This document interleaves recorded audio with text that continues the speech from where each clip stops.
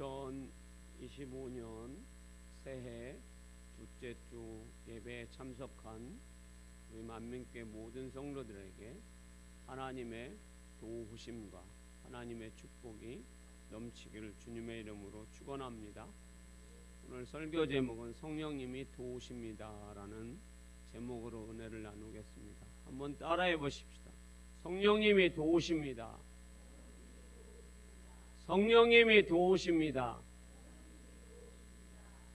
제가 만민교회에 오던 해에 행복한 교회에서 마지막 해를 시작할 때에 교회에서 연탄을 떼기 때문에 연탄 배달하는 부부가 저희 교회에 왔습니다.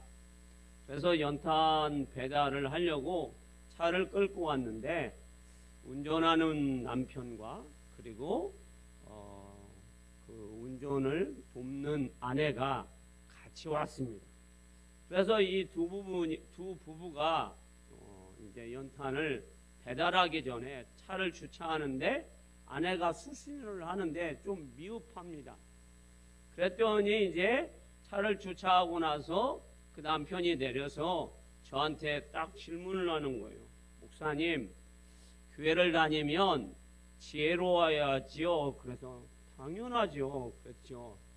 그런데 그걸 누구 들으라는 말일까요, 여러분? 아내 들으라는 말을 저한테 얘기하는 거예요. 그리고 교회 다니면 차분해야 되지 않을까요, 목사님? 당연하죠. 그리고 교회 다니면 덜렁거리지 말아야 되죠. 틀린 말은 아닌데 누구 들으라는 얘기냐면 자기 아내 들으라는 얘기예요. 그래서 제가 한마디를 할까 하다가 제가 한마디를 하면 오늘 연탄이 못 내려질 것 같아요. 그래서 참았습니다. 그리고 연탄을 다 내리고 나서 이분들에게 차와 음료와 빵을 드리고 나서 이분들에게 얘기를 했습니다. 그리고 축복의 말씀을 나누었습니다. 그랬더니 이 남편이 새해에 기도 제목이 있다라는 거예요. 그래서 무슨 막 거창한 집을 산다든지 자동차가 조금 오래돼서 새로운 자동차를 산다든지 그러는 줄 알았어요. 그랬더니 목사님, 저는 2018년도에 새해 소망이 있는데 그 소망을 가지고 목사님한테 기도 좀 부탁할게요. 저를 처음 보는 분이에요. 그래서 말씀하십시오. 제 목사인데 그래도 기도해 드릴게요. 예, 올해는 우리 부부가 일할 때에 안 싸우고 이랬으면 좋겠습니다. 그래서 제가 그 기도 제목을 듣고 나서 대답을 이렇게 했습니다. 참 어려운 기도 제목이네요. 자, 정말 어렵죠. 왜냐하면 이분은 밖에서 일하고 나서 싸움을 하게 되면 집에 가서 뭘 못 얻어 먹어요? 밥을 못 얻어 먹으니 그게 큰 기도 제목이죠. 그래서 제가 기도를 해드리고 나서 그 남편과 그 아내분한테 이렇게 얘기했습니다.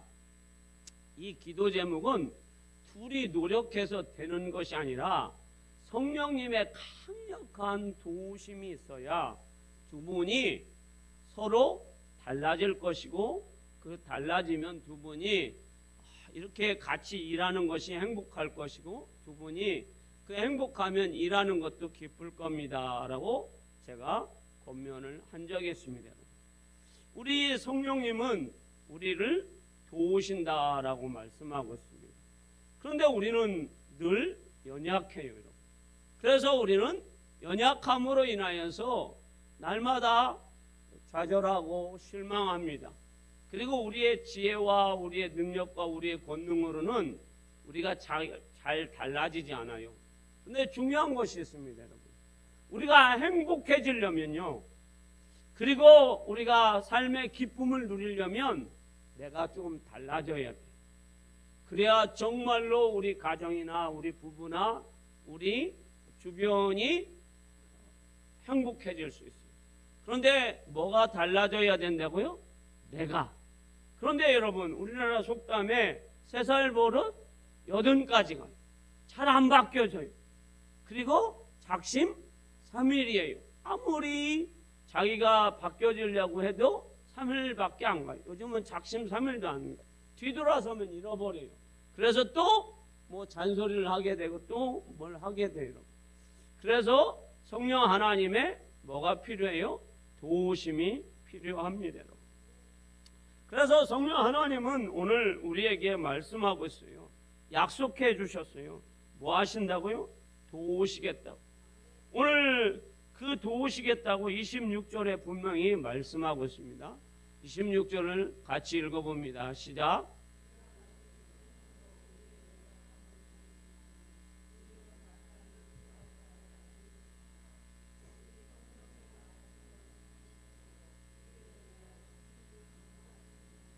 아멘.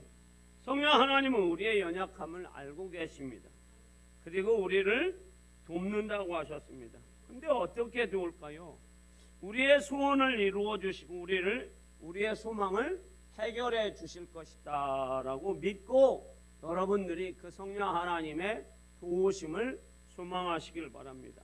그걸 잘 표현한 것이 저는 누가복음 1장 15절에서 16절 말씀이라고 볼 수 있습니다.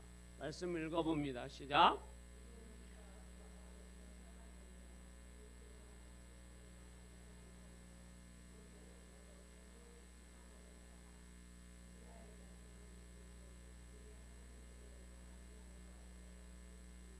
아멘.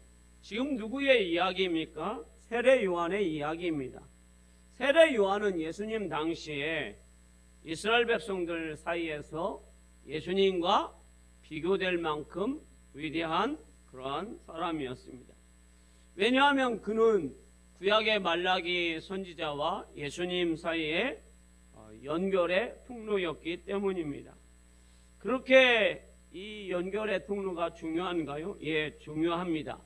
구약의 말라기 선지자가 하나님의 말씀을 가지고 하나님 백성들에게 하나님 말씀을 선포합니다. 그런데 이스라엘 백성들은 하나님 말씀이 이스라엘 땅에 선포가 될 때 이스라엘 백성들은 소망이 있는 겁니다. 이스라엘 백성들에게 하나님 말씀이 없으면 소망이 없어요. 그들은 흑암에 사는 거예요. 공허함에 사는 거예요. 혼돈 속에 사는 거예요. 그런데 그 혼돈과 공허함과 흑암 속에 사는 이스라엘 백성들에게 그 세례 요한이라는 사람은 나타나서 예수 그리스도가 이 땅에 오셔서 이스라엘을 구원하여 주시고 회복시켜 주시고 모든 문제를 해결해 주실 것이다 라고 세례 요한이 예수님을 소개했습니다. 그래서 많은 영혼이 주께로 돌아오게 됩니다. 그 기쁜 소식을 세례 요한이 이스라엘 백성들에게 전해줍니다. 그런데 그 전해주는 것이 몇 년이 걸렸냐면 자그만치 400년이 걸렸어요. 그러면 이 400년 동안 이스라엘 백성들이 흑암과 혼돈과 공허 속에 살았다라는 거예요. 그걸 여러분들이 비유로 하자면 저는 이렇게 비유하고 싶어요. 자, 우리가 부산까지 목적지를 정하고 갈 때 여러분 풍경이 막 좋잖아요, 여러분. 휴게소도 있잖아요, 여러분. 그런데 이 부산까지 가는데 휴게소도 없고 풍경도 없고 오직 터널만 통과를 해야 된다고 가정해 봅시다. 그런데 그 터널 안에 불이 하나도 없어요, 여러분. 그러면 그러한 여행을 한다고 하면 안 하는 게 낫겠죠. 너무 뭐 할 것 같습니까? 답답하겠죠. 하루 24시간 내내 막 터널만 가는데 깜깜해서 아무것도 안 보입니다. 앞만 그냥 차 불빛으로 가야 되는 거예요. 너무 답답한 거예요. 그래서 그런 것이 바로 뭐예요? 하나님 말씀이 없으면 이스라엘 백성들은 뭐예요, 여러분? 거의 장님이나 마찬가지. 그래서 이스라엘 백성들은 그렇게 사는 거예요. 그들 개인적인 삶은 어떨까요, 여러분? 그냥 400년 동안 365일 24시간 어떤 인생이에요, 여러분? 그냥 낮은 없고 밤만 있는 그런 캄캄한 인생을 삽니다. 그러면 그들의 인생은 여러분 답이 없습니다. 답답합니다, 여러분. 그런데 그때에 세례 요한이라는 사람이 나타나서 예수님이 이 땅에 오실 것을 선포합니다. 그리고 이스라엘 백성들에게 하나님 말씀을 증거합니다. 이 독사의 자식들아. 그런데 여러분, 이 독사의 자식들아, 여러분, 이 설교를 한 번만 하면 괜찮을 텐데 세례 요한은 이스라엘 백성들을 볼 때마다 이 독사의 자식들아, 이거를 여러분 하는 사람도 힘들고 여러분들도 매주 와서 설교를 들을 때에 이 독사의 자식들아, 그러면 여러분들은 어떻게 하시겠어요? 52주 다 나오시겠어요? 어우 지겨워라. 저는 뭐 독사는 언제 죽나 하고 여러분 얘기하겠죠. 목사님 제발 이제 독사 새끼 좀 그만 얘기하세요. 이러겠죠. 그런데 이 독사의 자식들아 하면서 하나님 앞에 돌아오라고 세례 요한이 광야에서 외칩니다. 그런데 그 외치는 하나님의 말씀을 듣고 이스라엘 백성들이 구름대처럼 몰려옵니다. 그리고 세례를 베푸는데 줄 서서 세례를 받습니다. 이건 뭐예요, 여러분? 세례 요한이 그냥 세례 요한이 아니에요.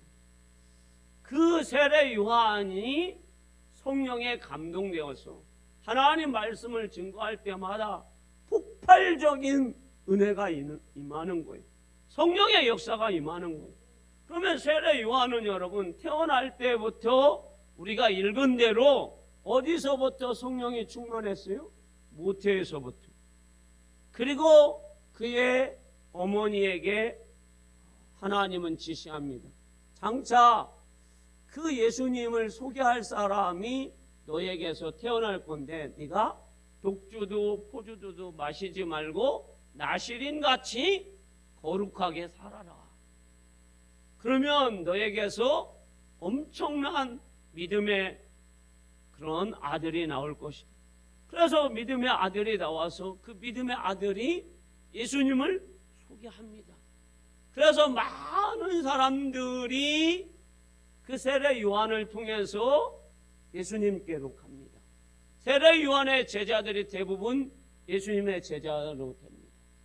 그리고 이스라엘 백성들에게 예수님을 소개합니다.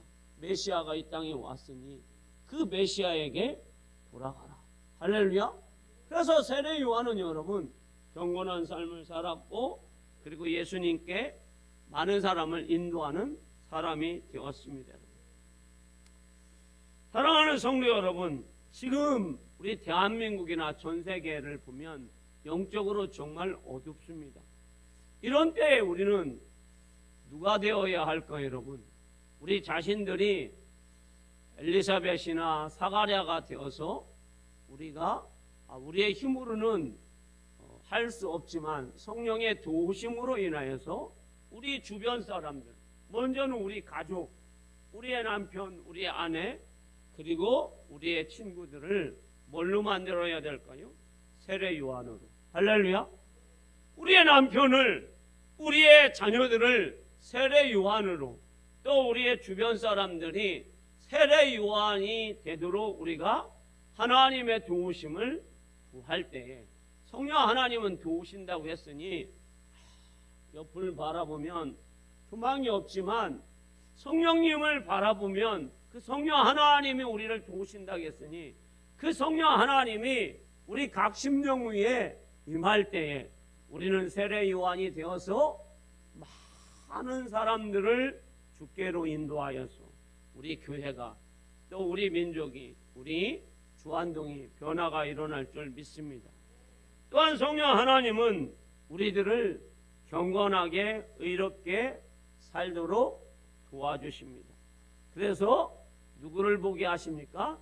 주를 보게 하십니다. 이것을 누가복음 2장 25절에서 27절에 잘 말씀해 주고 있습니다. 같이 읽어봅니다. 시작.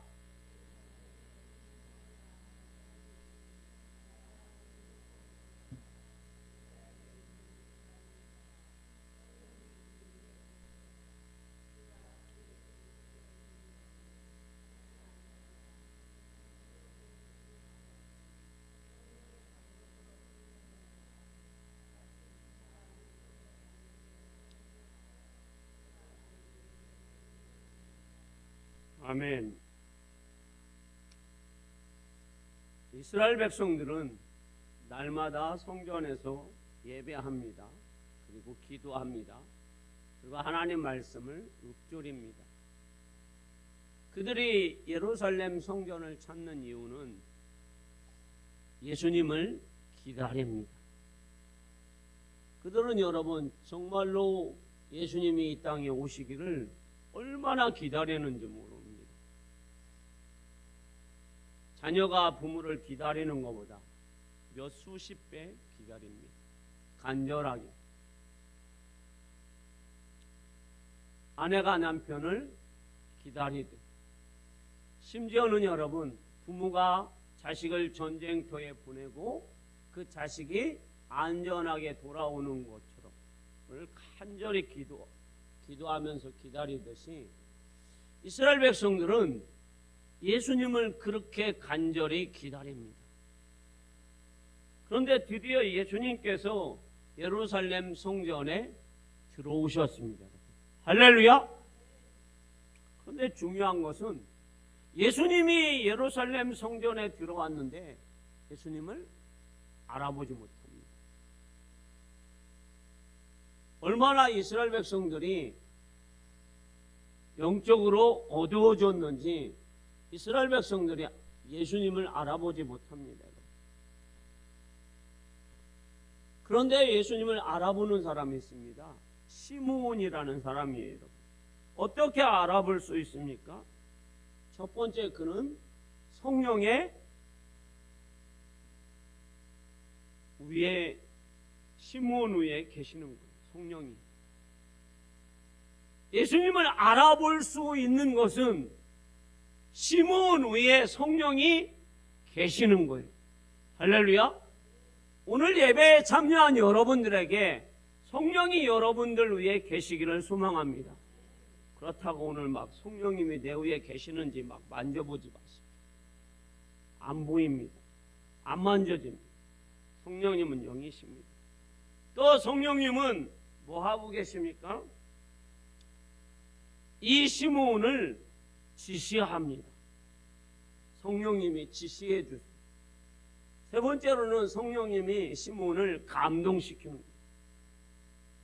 감동. 여러분, 우리가 여러분 감동받으면 얼마나 사람이 여러분 감동받으면 사람이 변화가 됩니까?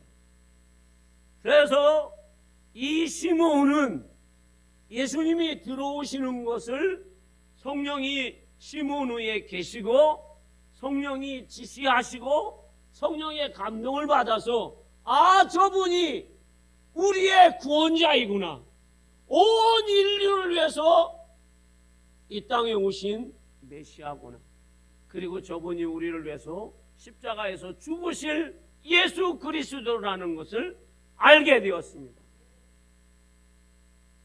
얼마나 놀라운 일이에요.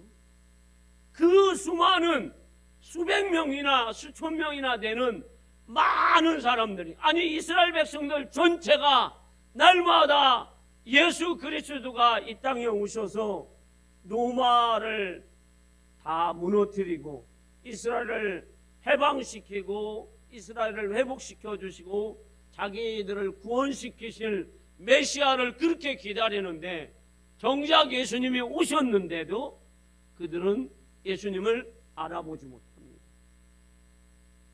그런데 시므온은 알게 되었습니다.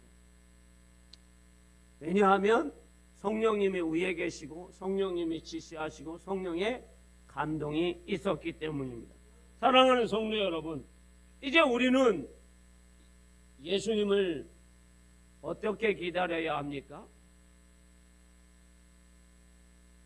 시므온처럼 경건의 삶을 살면서 기다려야 합니다. 어떤 것처럼요? 슬기로운 다섯처녀처럼. 슬기로운 다섯처녀처럼 예수님을 기다려야 돼요. 준비하면서 기다려야 돼요. 그래야 우리가 예수님이 오셨을 때에 주 예수여 어서 오십시오, 내가 준비하고 있었습니다, 마라나타의 신앙을 갖고 있었습니다. 그때 주님이 너무 잘했다. 그래서 그 주님과 함께 우리가 혼인잔치에 들어가게 됩니다. 우리 만민교회 성도들은 다 예수님과 함께 혼인잔치에 들어가기를 소망합니다.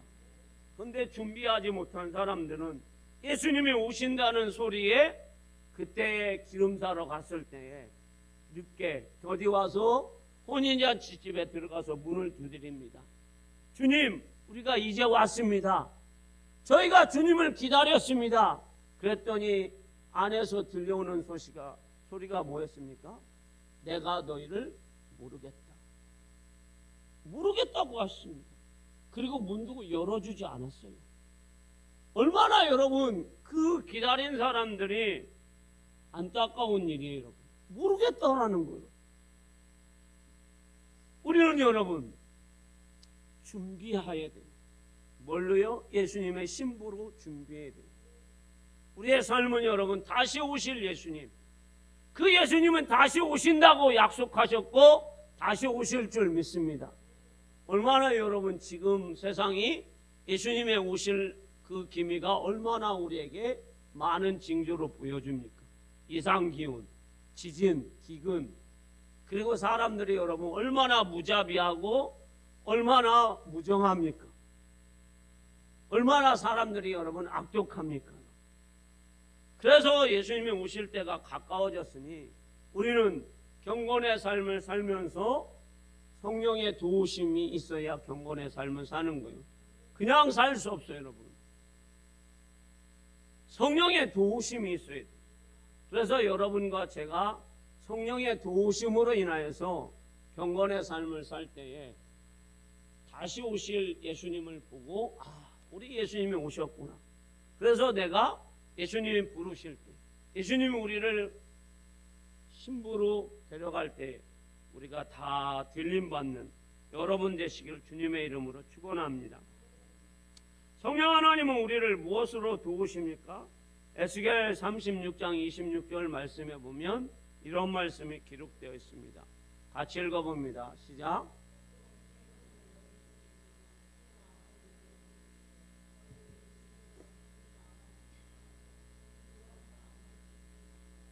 아멘. 자, 새해가 지났습니다, 여러분. 2025년도가 지났어요, 여러분. 작년하고 올해하고 여러분들 마음이 바뀌어지셨나요? 어떠세요? 눈 감으신 분들한테 한번 질문 한번 해볼까요? 자, 어떠세요, 여러분? 작년하고 올해하고 여러분들 마음이 바뀌셨어요? 아니면 해만 바뀌었어요, 여러분? 마음도 바뀌었어요? 마음을 제가 볼 수가 없으니 바뀌어졌나 안 바뀌어졌나 알 수가 없네요. 자, 그러면 제가 점심 때 한번 테스트를 한번 해봐야 되겠네요. 자, 우리가 여러분 마음이 바뀌어지는 것이 여러분 쉽지가 않습니다. 그리고 마음이 바뀌어졌어도 여러분 다시 돌아가는 것, 그런 현상이 우리에게는 있어요, 여러분. 우리가 여러분 성경에서 말씀하고 있듯이 우리의 마음이 굳어져 버렸어요, 여러분. 새해도 됐고, 그리고 우리도 소망도 가지고, 그리고 우리도 하나님 앞에 소망을 갖고 있는데 중요한 것은 우리의 마음이 아직도 단단하다는 것. 때로는 돌같이, 때로는 이 강대상같이, 때로는 우리가 밟고 다니는 흙처럼 단단해졌다는 것. 거기에 하나님 말씀이 여러분 떨어지면 오래가지 못합니다. 우리의 마음이 여러분 어린아이 피부처럼, 여러분 어린아이 피부 한번 만져보세요. 제 피부하고 저는 질겨요, 여러분. 그래서 비교가 안 돼요. 근데 어린아이 피부는 여러분 오늘 비교 한번 해보려면 남아린 피부를 한번 오늘 가서 만져보세요. 그리고 안미경 권사님의 피부를 한번 만져보세요. 피부 차이가 소리 지르는 자기가 살아있다고. 자, 우리가 여러분 이렇게 어린아이 피부같이 우리의 마음이 어떻게 해요? 풀어져야 돼. 부드러워져야 돼. 그래야 하나님 말씀이 그곳에 떨어질 때에 우리는 하나님이 말씀한 하나님의 제자로서, 그리고 주님의 제자로서, 그리고 우리가 성령 받은 사람으로서 성령의 권능으로 하나가 되자고 한 우리 만민교회 표처럼 우리가 사랑할 수 있고 용서할 수 있고, 그리고 우리가 삶을 경건하게 살 수 있는 겁니다. 그냥 되는 것은 없습니다. 우리 하나님은 오늘 약속했습니다. 우리의 마음을, 굳은 마음을 부드럽게 해주시겠다. 여러분들의 마음이, 내 마음이 굳은 마음이고 2025년도 새해가 됐는데 내 마음이 아직도 부드럽지 않다면, 아직도 집에서 소리를 지르거나 또 막 그런 마음이 막 있거나, 운전을 하다가 누가 끼어들면 하고 싶은 마음이 있거나, 또 아들이 늦게 일어나면 이런 마음이 있으면 우리가 어떻게 해야 될까요, 여러분? 그건 여러분 본능이잖아요, 여러분. 운전을 하다가 차에 누가 끼어들면 하고 막, 사람들은 그냥 보통으로 뭐 어떻게 해요? 막 지나가는 무슨 변견을 막 그냥 얘기하지 않아요?